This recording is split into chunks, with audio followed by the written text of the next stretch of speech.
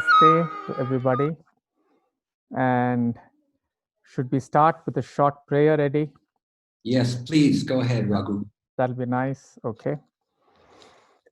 Om Shuklam Bharadaram Vishnum Shashivarnam Chaturbhujam Prasanna Vadanam Dhyayet Sarva Vignopashantaye Yasyad Varidavaktradya Parishadya Parashatam Vignam Nignanti Satatam Vishwaksenam Tamashraye Jnananandamayam Devam Nirmalaspathikakritim Adharam Sarva Vidyanam Hayagreevamupasmahe Pundarikaasanasinam Pandurabhrendasannibham Akhanda Bodha Janakam Hayagreevamupasmahe Gurubhyastadgurubhyascha Namo Vakamadhimahe Prinimahe cha Tatradhyau Dampati Jagadampati Shri Krishna Vagisha Yatishwarabhyam Samprapta Chakrangana Bhashya Saram Shri Nutnarangendra Yatau Samarpitaswam Shri Krishna Maryam Guruvaryamide Virodhe Kartike Mase Shatatara Kritodayam Yogacharyam Krishna Maryam Guruvaryam Aham Bhaje Om Shri Gurubhyo Namaha.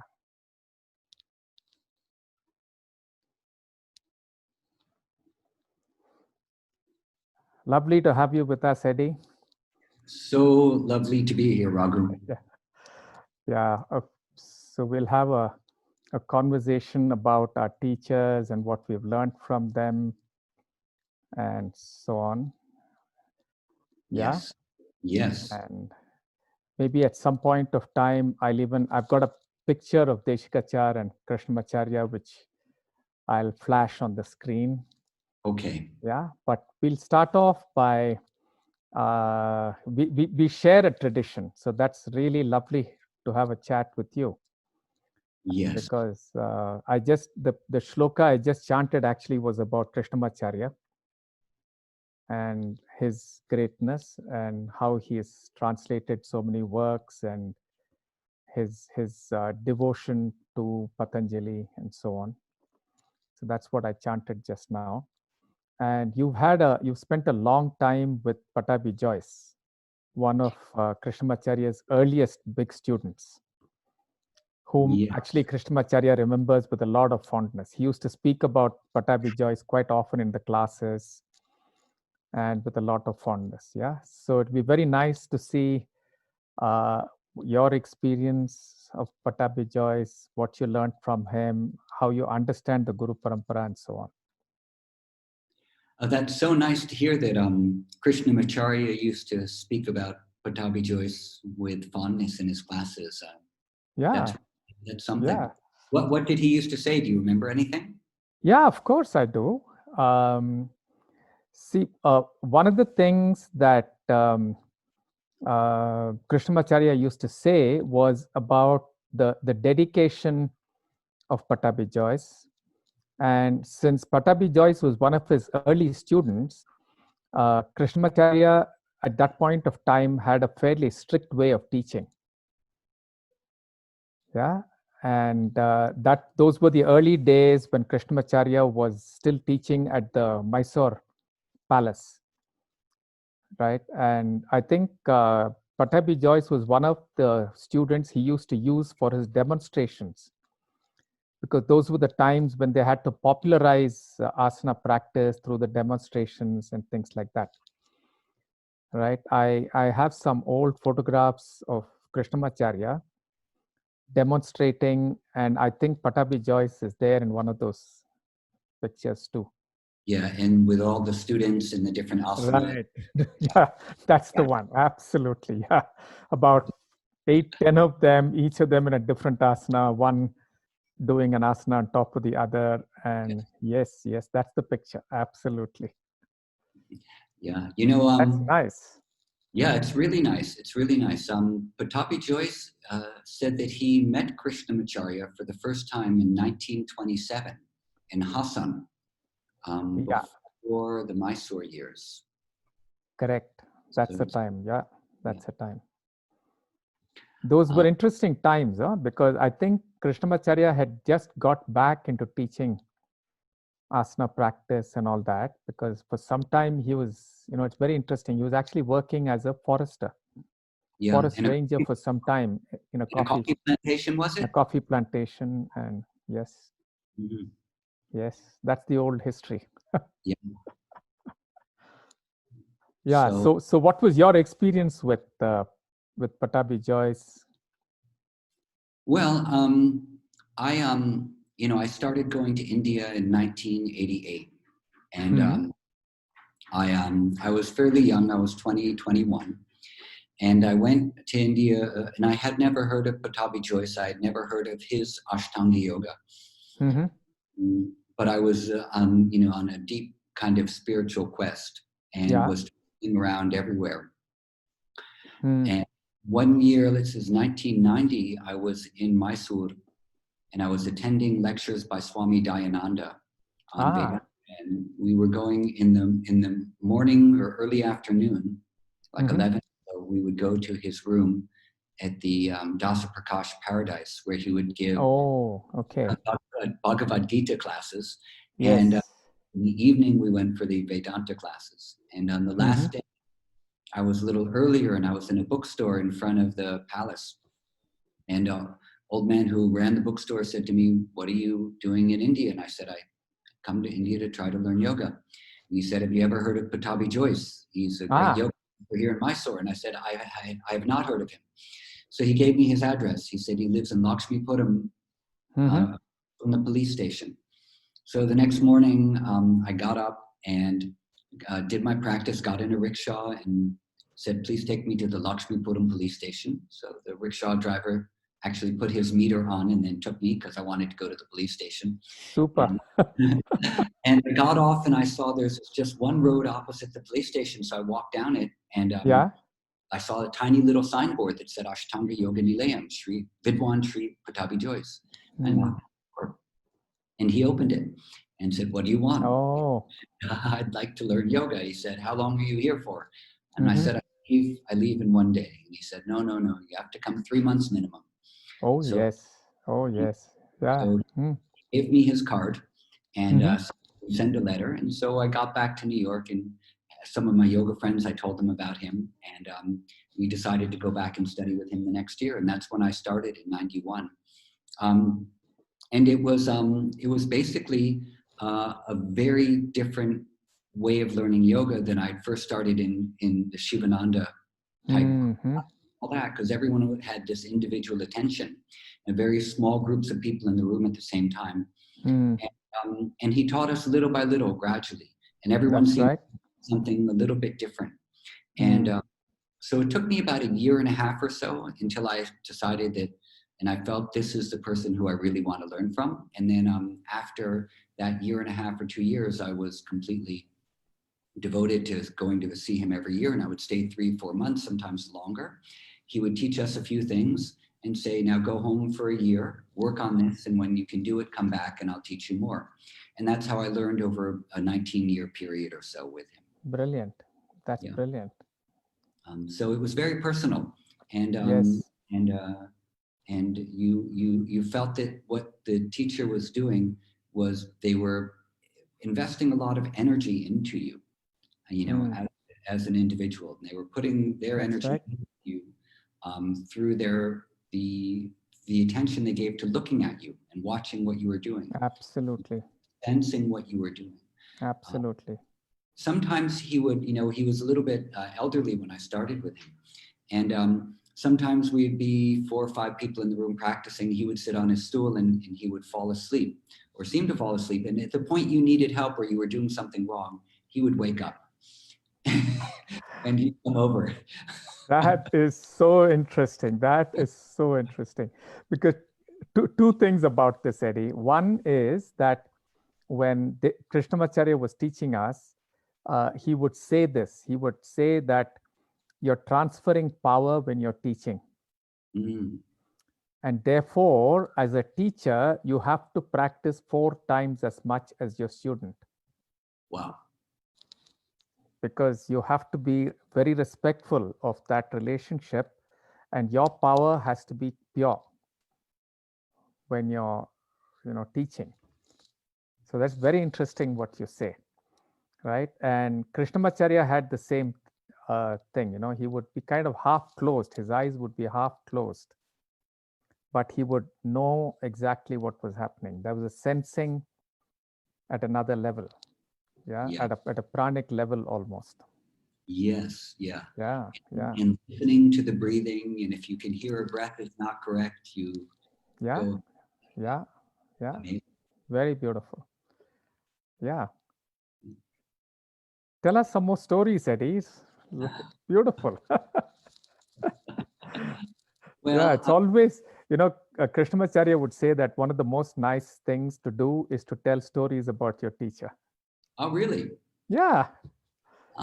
And did he tell any stories about?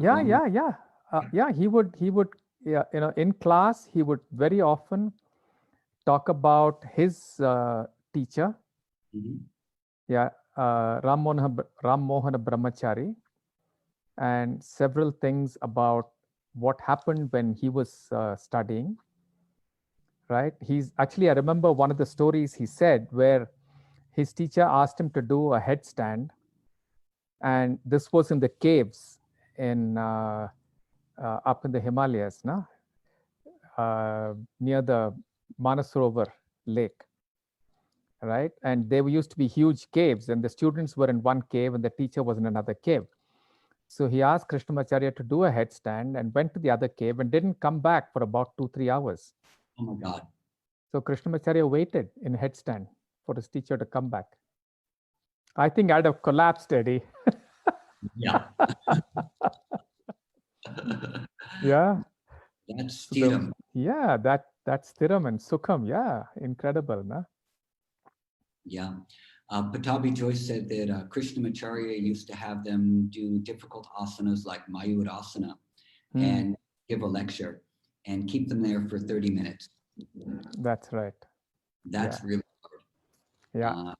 At one point, my friend John Campbell and I, we thought, okay, let's build up and see how long we could do Mayurasana for.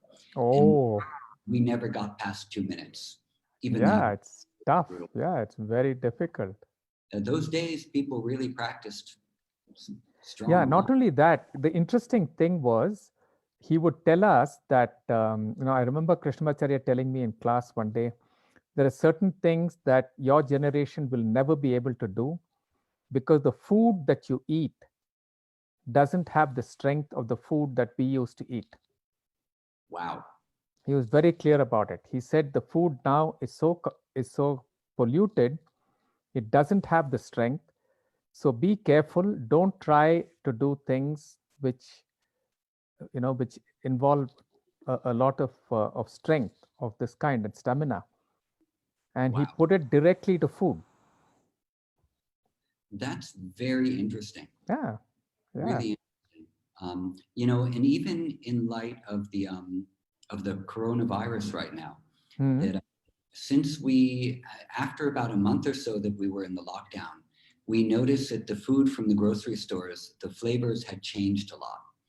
And a lot of the foods that we've been buying don't really have much taste to them, or in the richness of the foods, the flavor somehow. And I've noticed that in my yoga practice and the asana practice, I have a lot less stamina right now than even I had 4 months ago. Oh, yes. And it's very interesting. It's very, what you're saying is absolutely right. Because Krishnamacharya would say this. He would say the taste of the food has changed completely.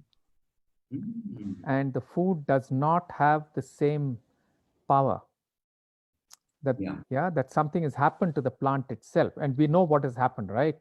I mean, there's been a lot of hybridization, there's been a lot of other things done to the plants, but he knew it through his body, and he was very clear about this. He said, you cannot do some of these things because the food you eat is bad. Wow. Very interesting. Yes. Yeah.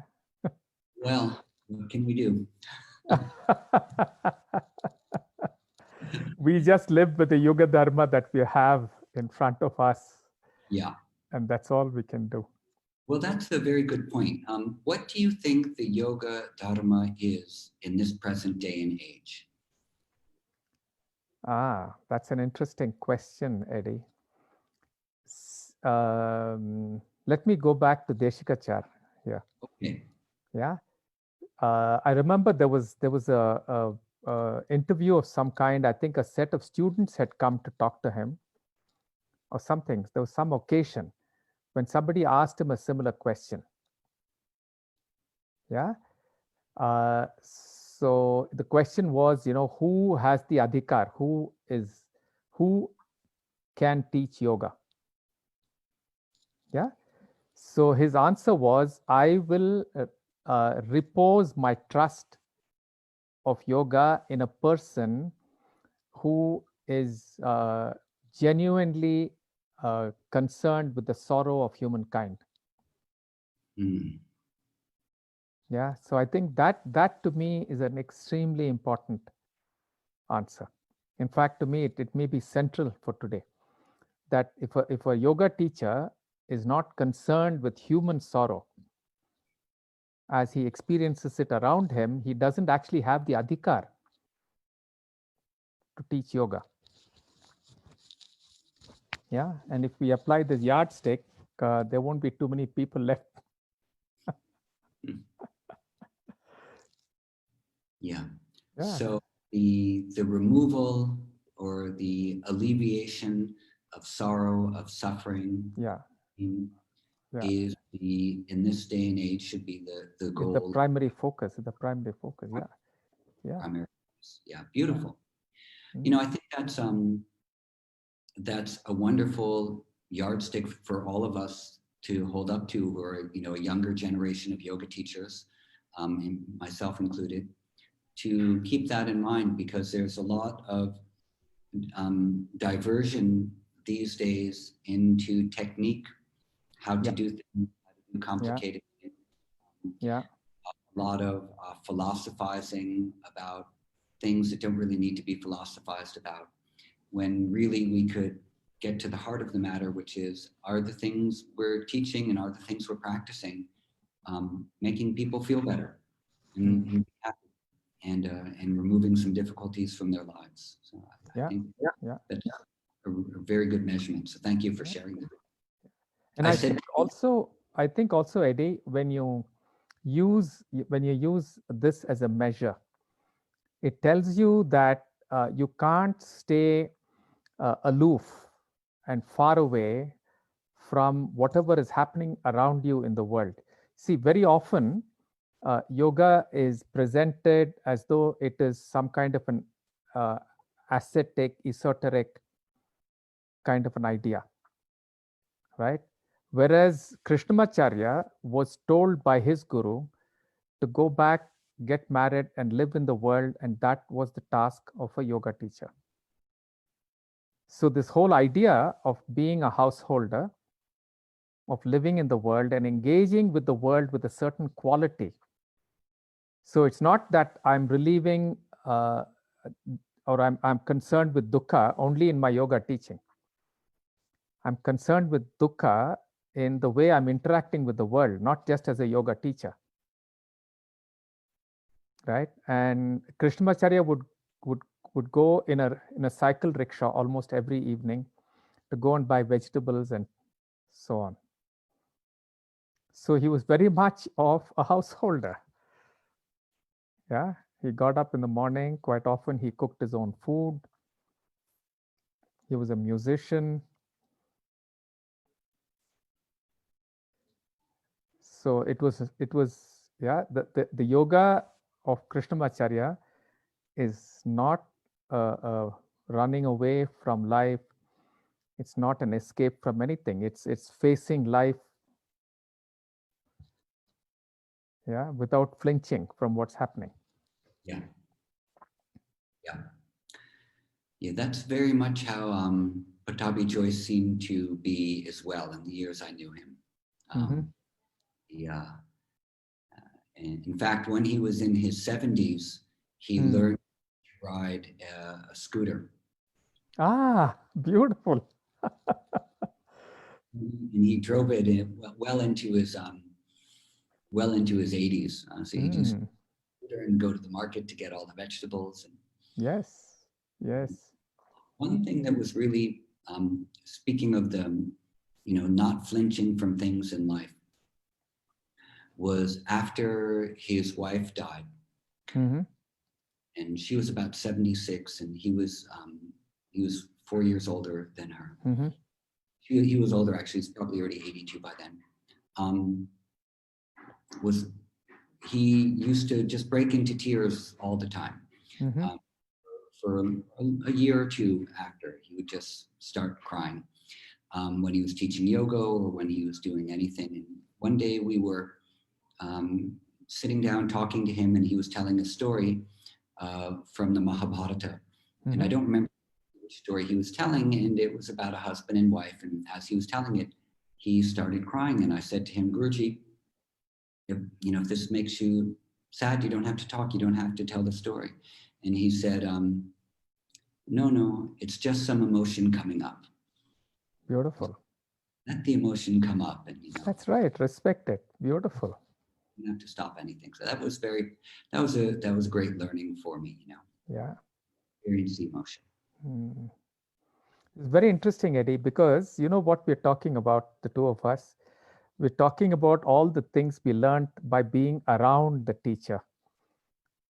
Yeah, for the last half an hour, we haven't actually talked anything about the asana practice or any of the direct things. I think this is an extremely important part of the parampara learning, that you learn about life and you learn about how your teacher dealt with life, which doesn't happen in your 1 hour class, right? So in the 1 hour's class that I would have with Krishnamacharya, he would close his eyes, he would start. The shloka that I said in the beginning was his favorite shloka, right? So he would close his eyes, he would start, and he would go into the Yoga Sutra or the Upanishads or whatever he was teaching. And almost at the dot of 1 hour, he had opened his eyes, right? And these other little bits of things that were happening around, whether it was Krishnamacharya or Deshikachar, was a source of great learning, because it was not learning asana practice, it was learning about life and how they dealt with life.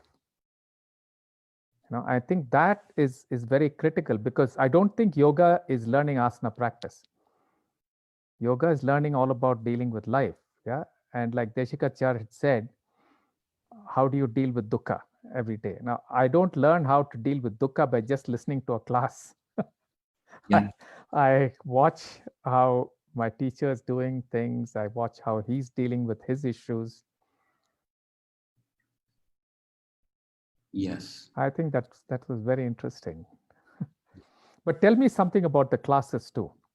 Or maybe I'm just wondering if I should show a picture of Deshikachar and Krishnamacharya, because I don't know if many people would have seen them. No? Deshikachar they might have seen, but Krishnamacharya may not be. So.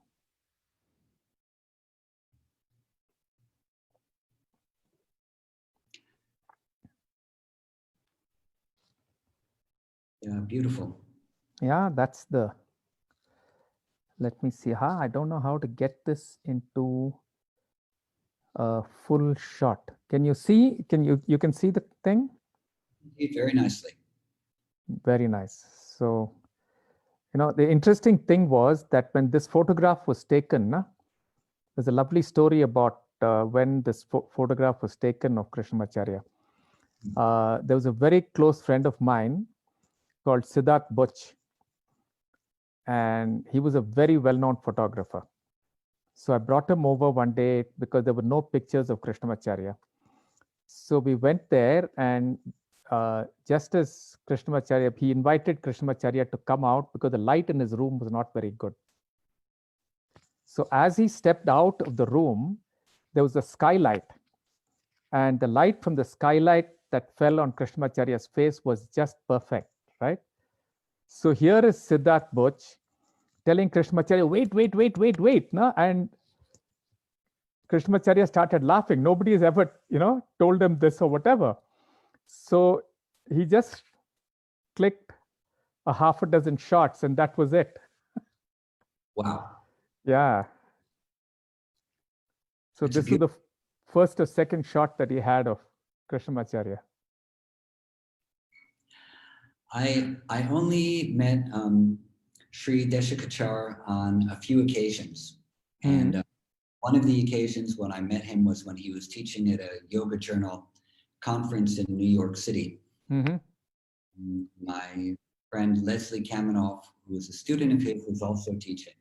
Yeah. And invited me as his guest to go to the conference. There you go. Yes, I got it. Went and Leslie introduced me.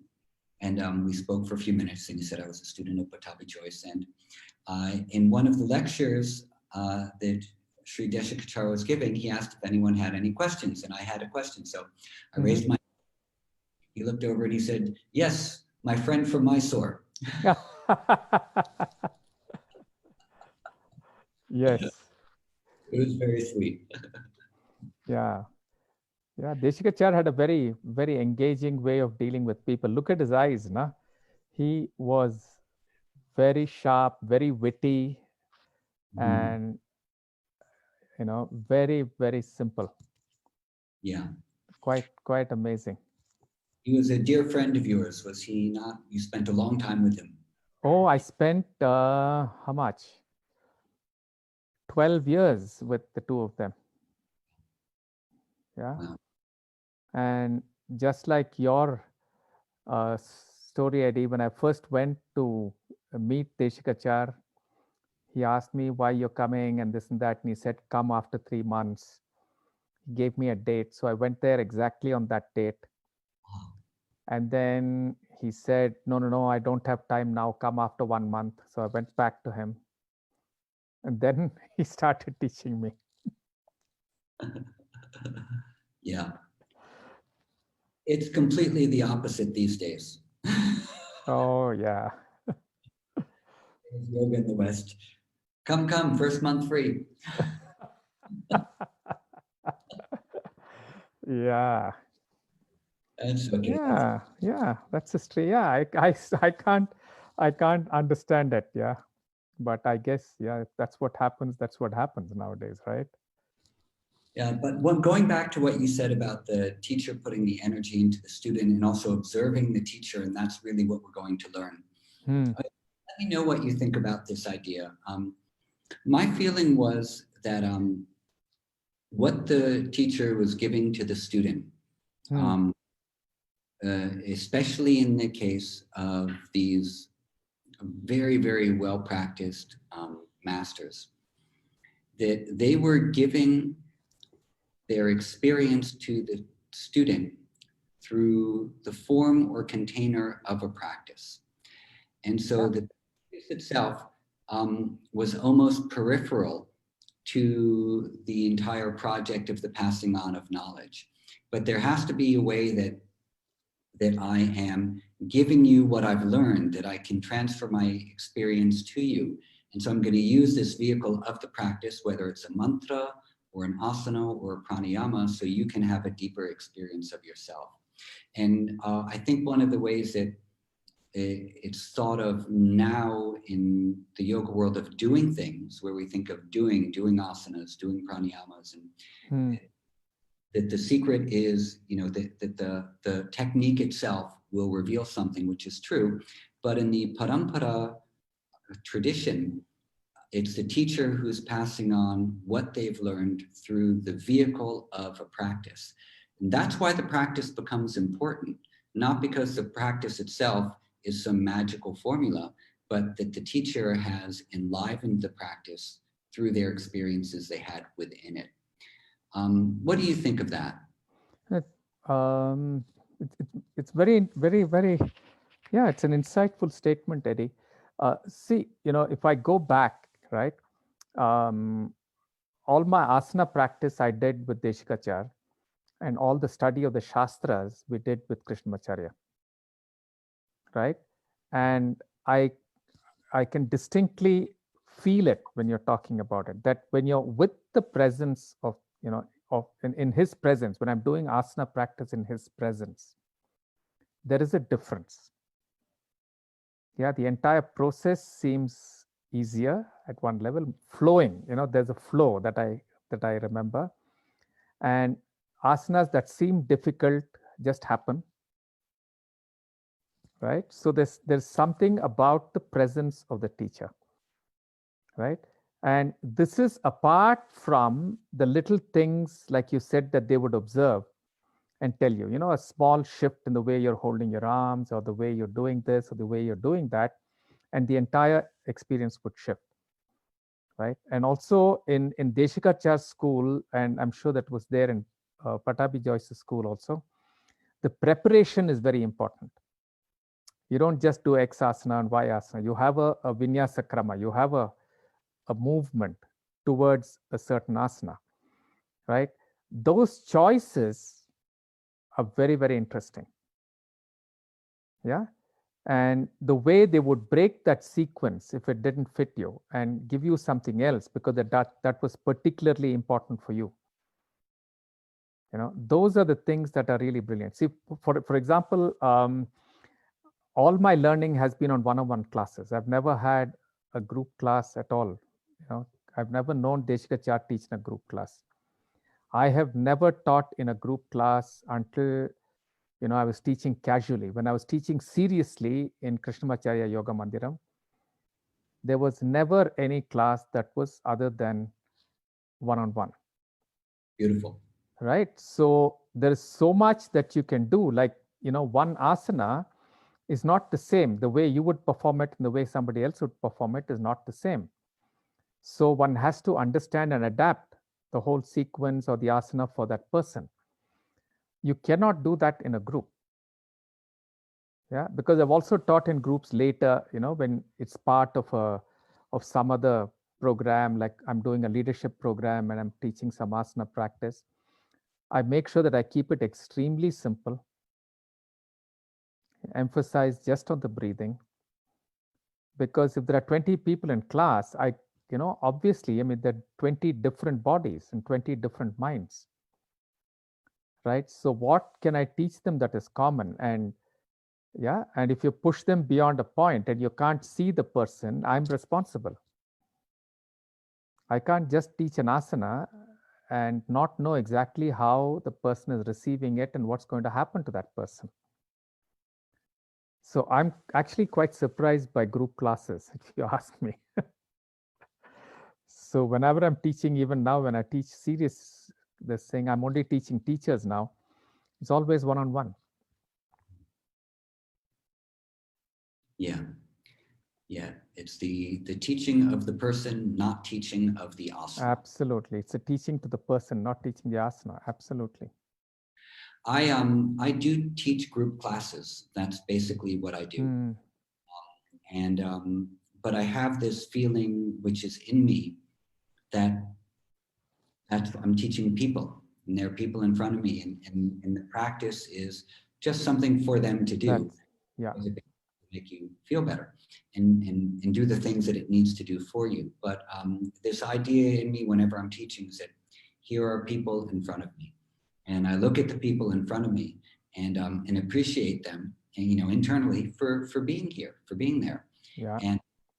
And with that appreciation for people being in the class, but a very honest, sincere gratitude for that, then I always remember that I'm teaching people. And if there's something working for them in this generalized practice, that they can tell me, and then I'll offer them something else to do. That's nice. Yeah. Watching, if I see them doing something that doesn't look like it's helpful for them, or if I notice they're not breathing, I can say something gentle and a direction. And but right now, the reality of my world is to teach general classes for in groups of people. And this is something I've heard, Eddie. I don't know if it's a cultural difference or whatever. I've heard a lot of people say that in the West, one-on-one classes are very difficult. Yeah. Well, I mean, just to be very honest and crass about it, it's a difficult financial model if you want as a yoga teacher. And I can only speak about New York City, which is expensive. And so in order to pay my rent and send my daughter to school and pay for health insurance and taxes and all the other things, you would have to teach a lot of single people in a day or charge a lot. You'll have to charge a lot and all that. Yeah, I get it. Yeah. So I think that's probably why, for some people it's difficult. And then also when you're, a lot of people who are teaching only individuals, maybe they travel to their houses to teach and things like that about the city. But I'm sure there are some people who have a nice room and they have a good rent and people can come see them one at a time and they just see them individually like a psychologist or a doctor or anything else would. And I'm sure there are some people who are doing that, making it work. And and I don't think that it's worse or better or anything. I think however people can manage to teach. But tell me, Eddie, if you have to teach somebody to take your tradition forward, wouldn't you require a one-on-one attention to that person? If somebody was to learn from you and say, Eddie is my teacher, and carry on the tradition you have learned. Right now, require a one-on-one. Right now, I don't train teachers. And the way that the system is set up right now is that all the teachers receive their certification from the Institute in Mysore. So I only train people on occasion to assist me in the classes, but they don't receive certificates. Okay. But you are correct in what you're pointing out is that if you want to train someone to be a teacher, they need individual attention. Teacher trainings that I've done over the past years are to train the young men and women from South Jamaica, Queens that I work with in the gun violence reduction program. You were talking about it last time. That'd be very interesting. Train those youth in yoga and in meditation, and we turn them into teachers. And so beautiful. Teaching them Ashtanga Yoga, I'm teaching them, a collection of other types of things. And so we give them an Urban Yogis teacher training certificate. And beautiful. That's the only training I do. And the training with them is, before they start doing any teaching, it's about a year or a 2-year long process of everyone getting comfortable with the teaching before they actually go out and start teaching people. Pattabhi Jois used to say that you should practice for a minimum of 6 years before you start teaching, but to wait 10 years was better. And only for students who learned quickly or were advanced could they begin teaching after 6 years.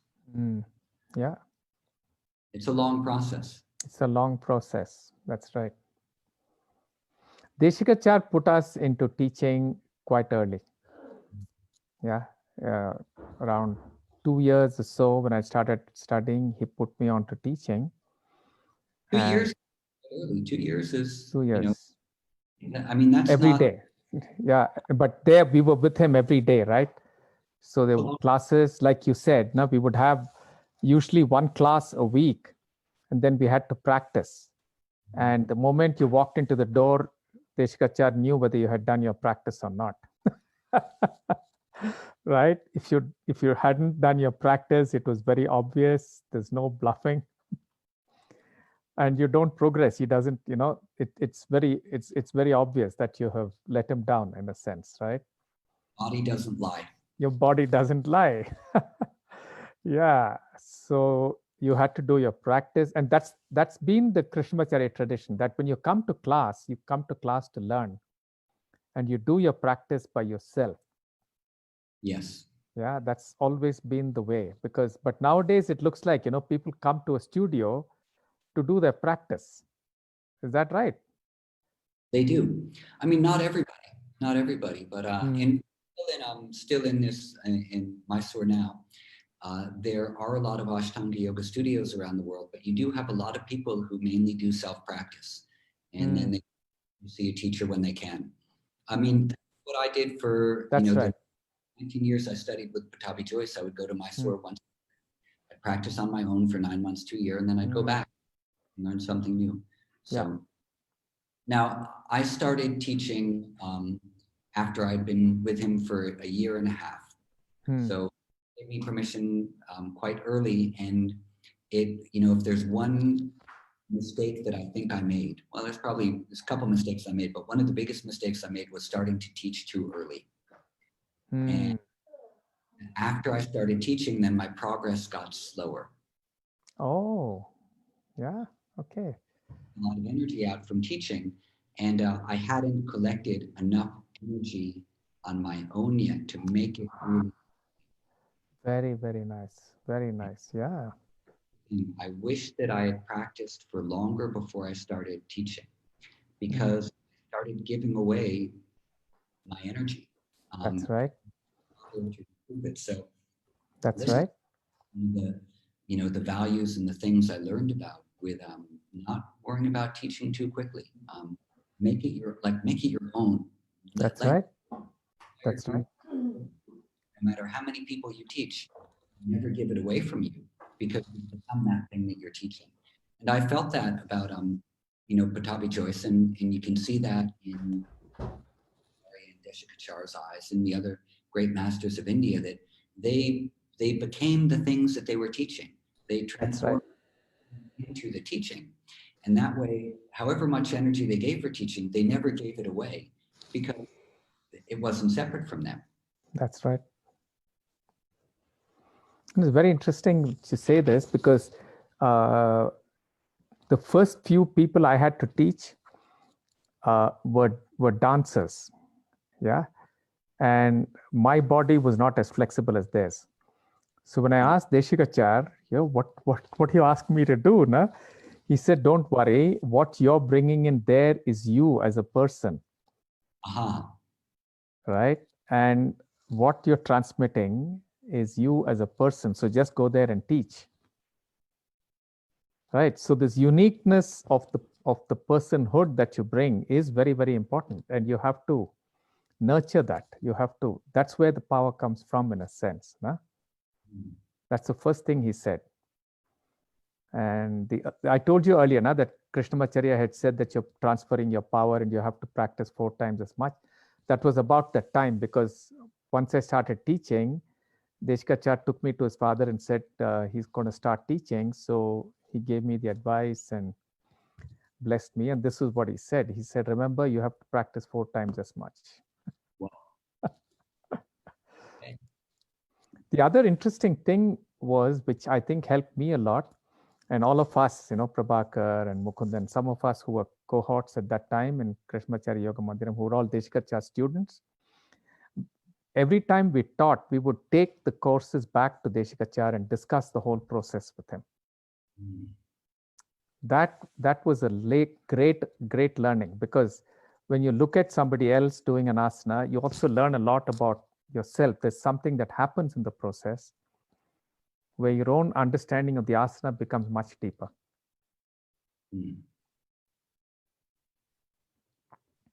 Now, you also spent time with another very important teacher of the last century, J. Krishnamurti. Oh, yes, I did. It was at the same time, Eddie. That was the 10 years, that was the 10 most beautiful years of my life.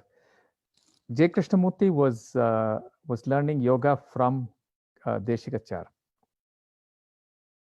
Yes. So it was a beautiful relationship, because not very many of the other students were interested in Krishnamurti. So in my classes with Deshikachar, he would discuss Krishnamurti also. Wow.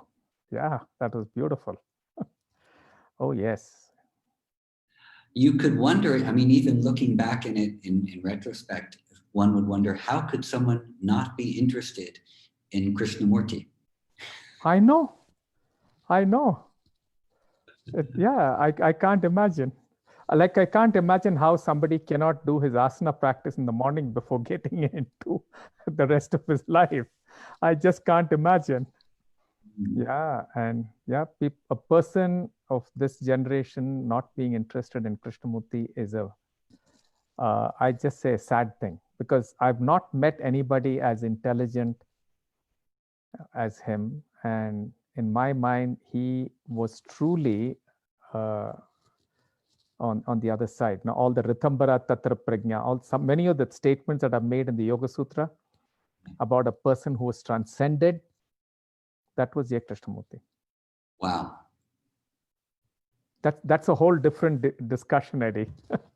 Okay, so next time. Next time. Yeah. Very amazing. Yeah. Yeah.